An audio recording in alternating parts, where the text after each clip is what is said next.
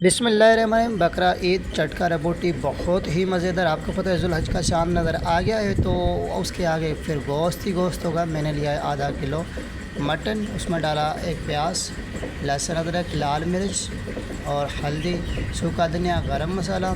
उसके बाद में नस्ब जाएगा नमक, चिली सॉस, सोया सॉस और सिरका।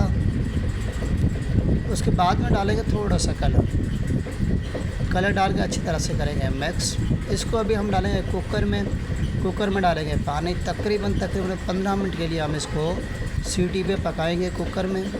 जब 15 मिनट के लिए सीटी बजे उसके बाद में हम करेंगे कुकर को बंद। हम देखेंगे गोश्त को, तो गोश्त देखिए माशाल्लाह काफ़ी हद तक गल चुका है, क्योंकि 15 मिनट जो होते हैं बहुत ज़्यादा होते हैं इस गोश्त के लिए। उसके बाद में हम लेंगे दरदरा सूखा धनिया, कूटी हुई लाल मिर्च, कसूरी मेथी।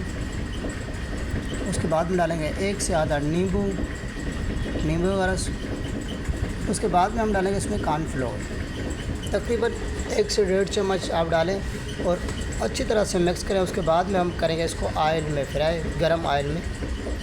ये बहुत ही बेहतरीन बनती है, एक बार घर में ज़रूर ट्राई करें और हमें फ़ीडबैक लाजमी दें आप हमारी वीडियो कैसे लगती है और हम आपको थैंक्स कह सकें। जज़ाकल्लाह। मिलते हैं एक नई वीडियो में।